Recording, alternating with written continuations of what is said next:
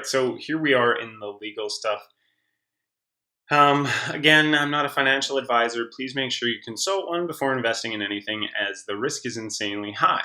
Make sure you do your own due diligence and research before making any investments, says finger pointing Bill. Now, today, as well as some charting, we're going to talk about investing versus trading. I've got a pretty good slideshow set up here for you, so stick with me. But we want to talk about the difference. Again, this is for more newbie-centered traders. If you're an advanced trader, feel free to tell me where I'm wrong, or if you agree, or maybe if you can add, comment below. Now again, if you like this video or any of the other ones, click like, subscribe to the channel, and there will be more to come. So the word investment is getting thrown around the crypto space like crazy right now. I'm not sure why people are using it. I guess they think it makes them sound smart and super cool. But an investment is a long-term hold. And by long-term hold, we don't mean, oh, we held this puppy for 4 days. We'll talk about what kind of investment that is down the road. But this is a long-term vehicle for wealth building. That's the key to investing. Now, investing works for you over time. And it is also the very definition of patience. You need to be able to ride the ups and the downs of the marketplace. So honestly, a lot of times when you're working now in these altcoins, a long-term investment can yield you some seriously sick profits that your financial advisor may never be able to get, because most of the financial advisors I know are kind of shitting on crypto right now, but so is the rest of the world. And then at the other time, everybody sees how awesome it is. So if you're picking up a coin at a low price, don't continue to watch it over and over again. You're picking this as a long-term play. Set up a 5-year plan minimum. But, check back from time to time, because if you like quadruple your money, you might want to get out or at least take some of those profits. But again, investment is a long-term hold, so get locked in and be ready to invest.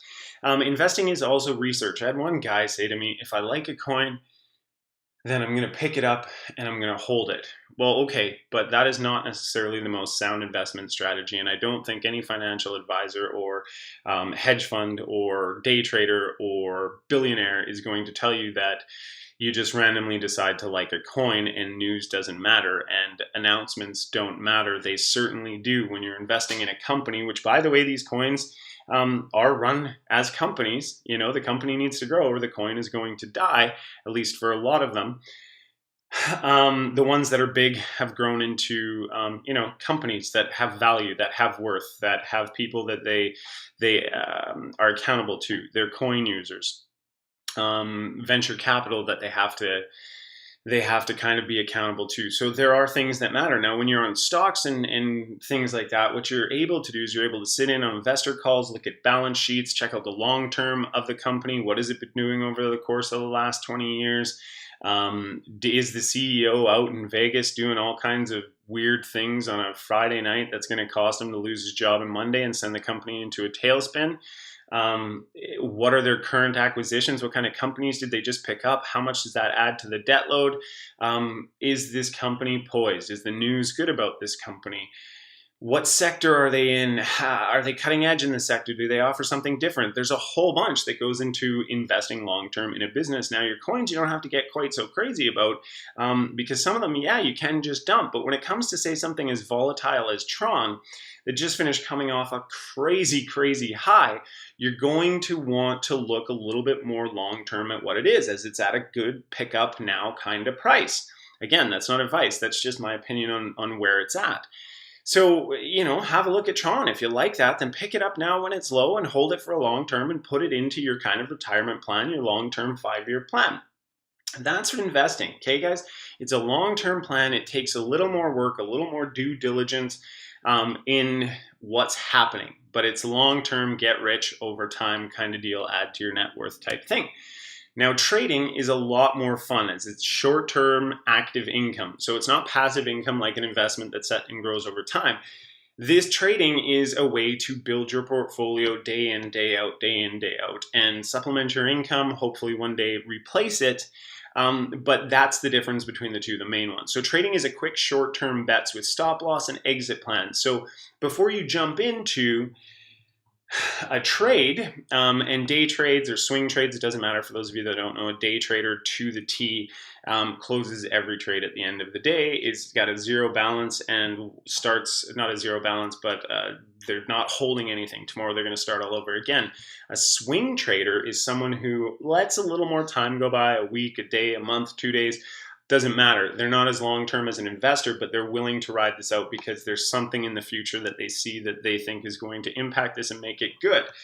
But that said, we want to make sure that we have stop losses in place. So before you go into a trade, you've done all your technical analysis and you're like, oh, I'm going to jump into this. You want to make sure that you have how much are you willing to lose on this trade? If you're trading, whatever you're trading, it doesn't matter. Let's say I like to keep mine tight. I don't like to go any more than 10% of each investment, 5% a lot of the times. So there's very, very little wiggle room for losing. But, if I take 120% win and I've lost like,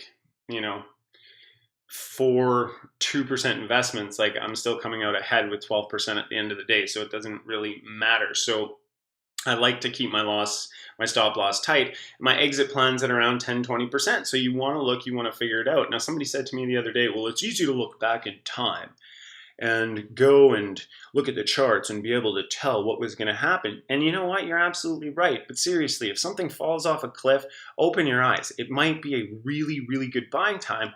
And when we talk about the basics here of reading a chart, you're going to see that there are indicators that tell you when is a good time, when it's looking like a good time to buy. And the more indicators that can line up and say this is a good time to buy, the easier your decision is going to be. It doesn't mean it's always going to be right, but the easier your decision is to be. Now, that said, when you're in a trade, if you set your exit plan for 10% and it shoots up 40%, you know what? Take the 10% guaranteed, because oftentimes you go up 10% and then the bottom will fall out and it'll drop and it's going to take another 12 to 24 hours to get up there. And that might be a little stressful for you, and it might eat further down than you're willing to lose for the day, and it could just continue dropping. So don't get greedy here. Just set yourself a nice exit plan. Now, trading is very stressful, and this is one thing I want to talk about. When you lose, actually, I'll talk about that in a bit. Trading's stressful. You already know that.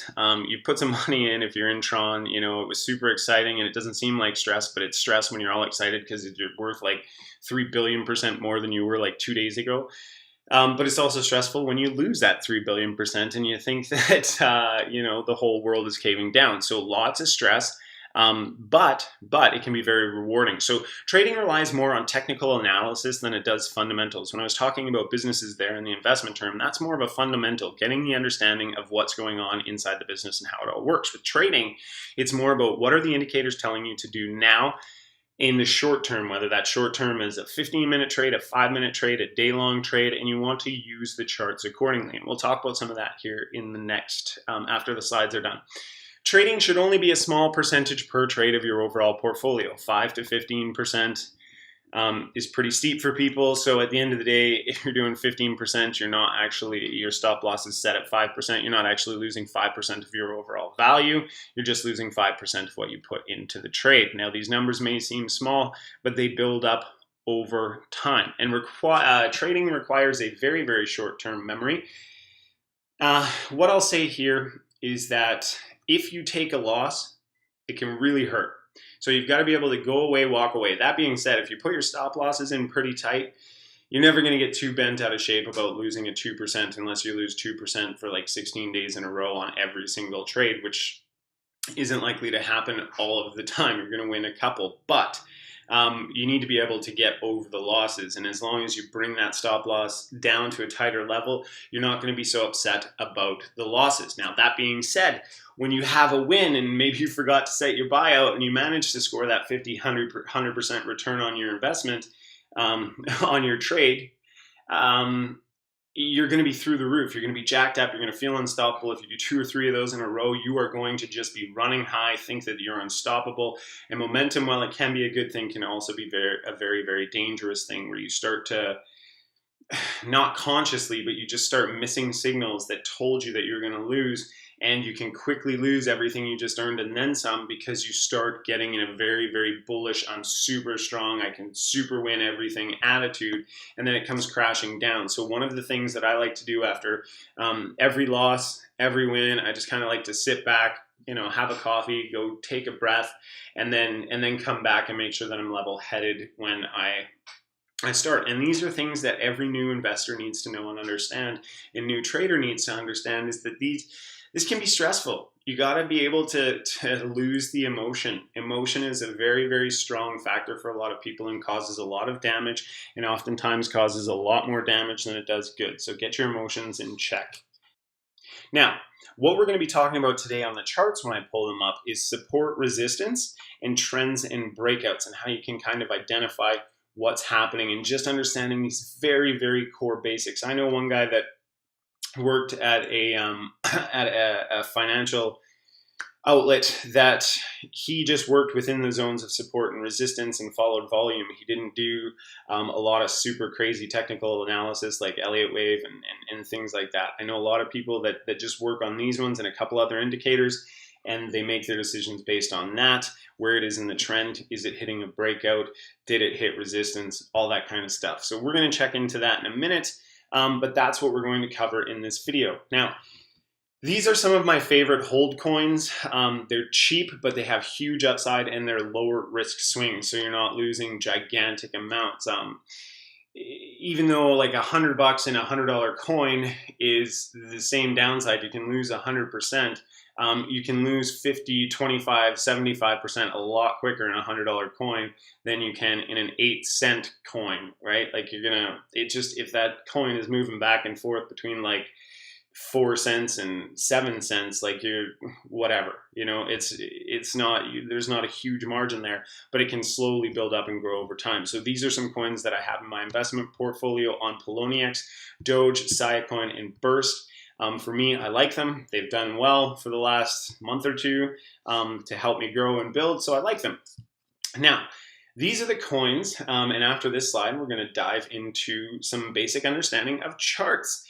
These coins have all had massive dips lately and could be very, very good pickups. We're watching them, and when I say we, I mean me. I'm not used to this, doing it all myself. I normally have a team, but they are doing the other part of the business, so I can do this. TRX, PO, CND, FUN, TNB, XVG, and MANA can all be found on Binance. If you don't have a Binance account, feel free to use my referral link down inside the description box. You'll see it, and everything's groovy. Now note, if you're watching this video a little bit later on, and when you're watching it will impact whether these coins are still in a position to pick up. But as of the day of doing this, in my opinion, these are coins to pick up. So that's the end of the slides. We're going to dive into the old chickadee charts, and we're going to look at some support, resistance, identifying trends, identifying when those trends are going to break out. And yeah, some really fun stuff. So let's jump into the charts now.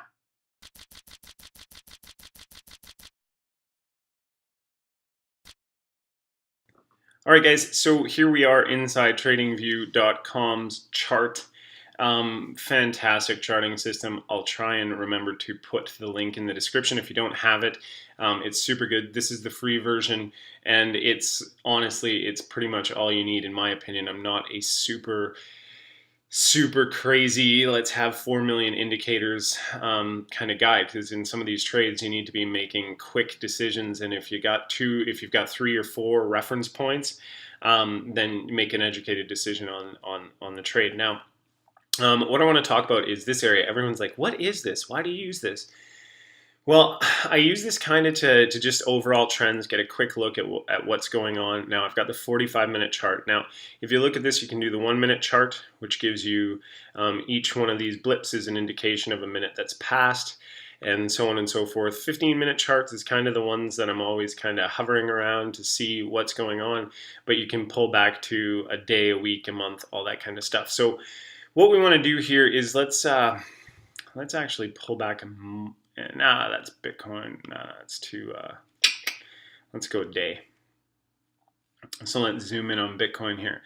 Now, you'll notice Bitcoin had the same kind of rocky, slow, sluggish start. And these little dips here, this happens. It goes high and then it's a big dip all the way down. Like if you're up here, you've got $7,400 in value. You lose $1,000 in value almost, $1,400 in value per coin right here. So nothing to be stressed about in long-term investment. Then you come crawling up.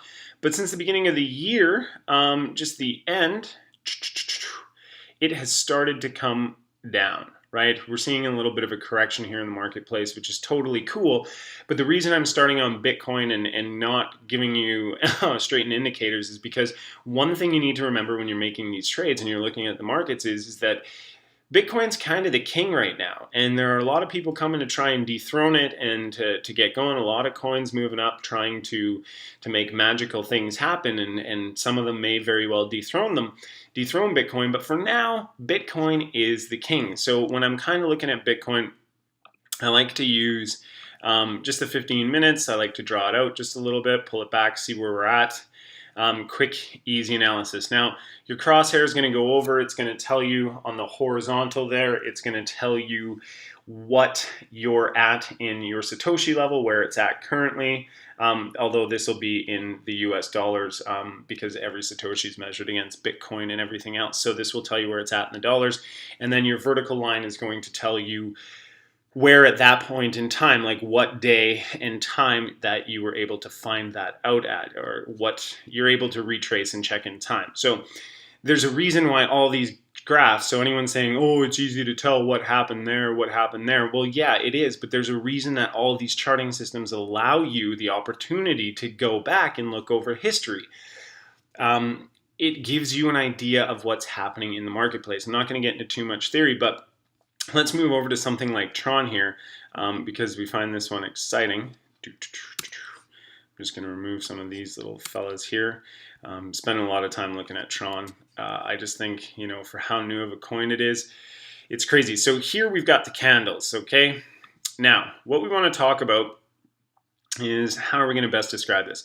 So let's talk about support and resistance as we know it right now. So support and resistance are your highest high or your current highest high and your lowest low. So right there we are looking at resistance. So it's having trouble breaking that line. Now it's really hard with Tron to have really good stuff with this, but for right now we've got a resistance line right in here, right down there at 575. So this is the bottom.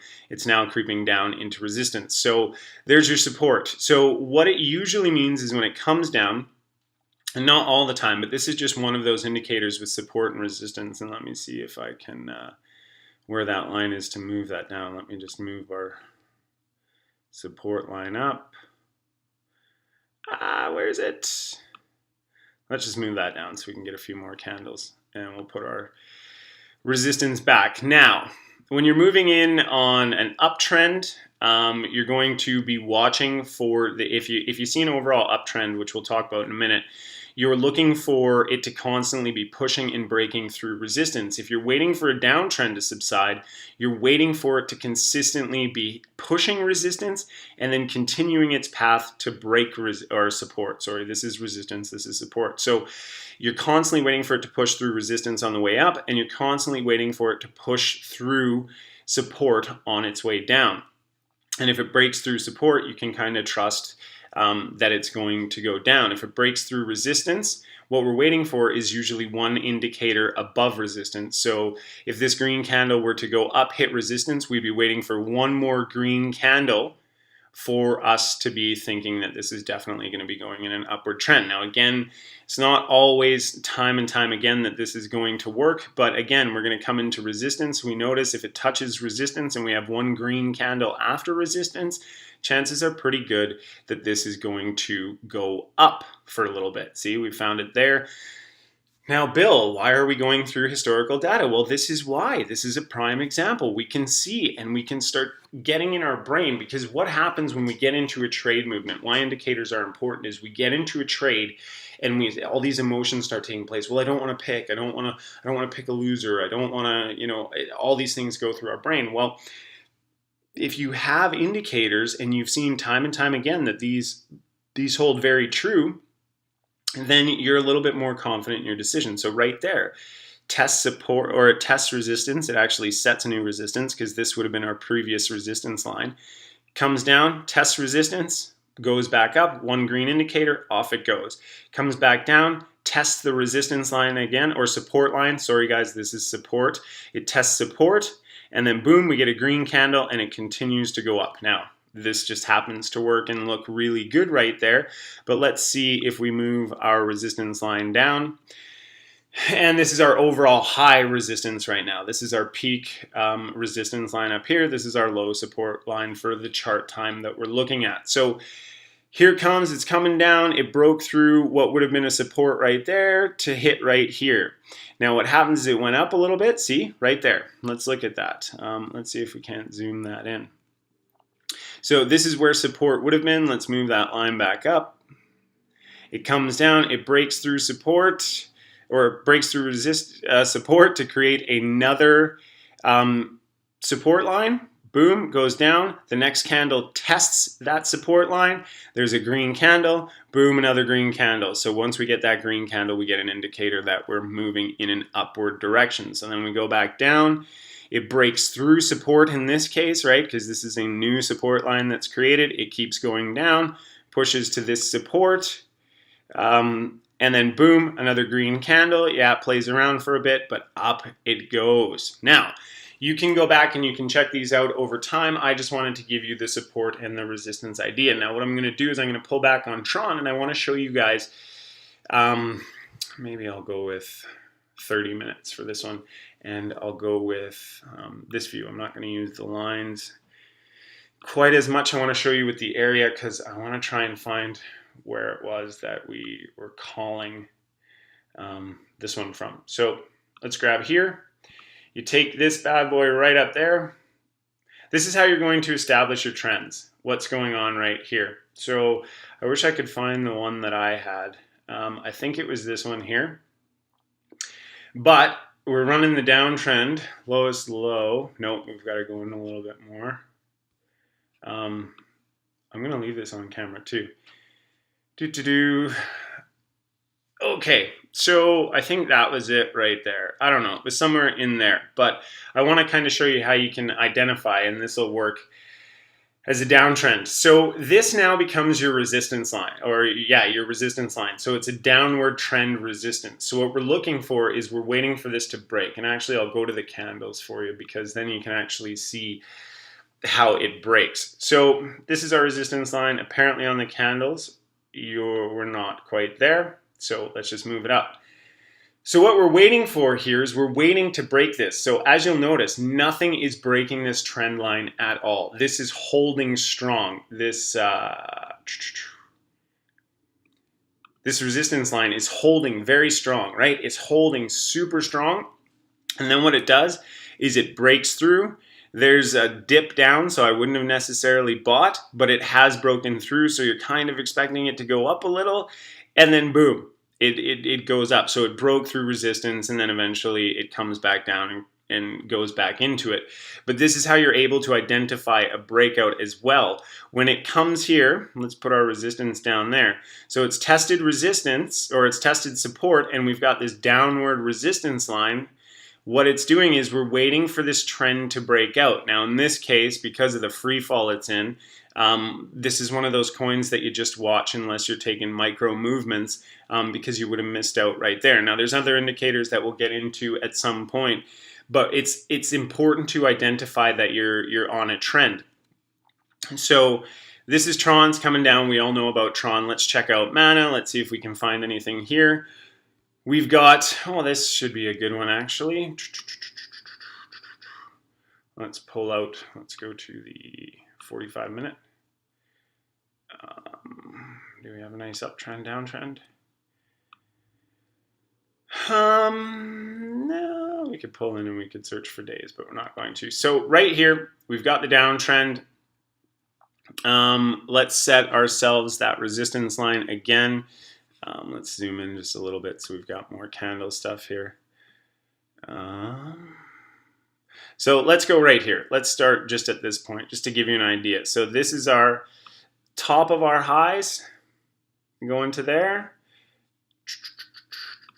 Now these guys, this is just a rough, because we're right here, idea to kind of show you that you have an upward momentum in the trend.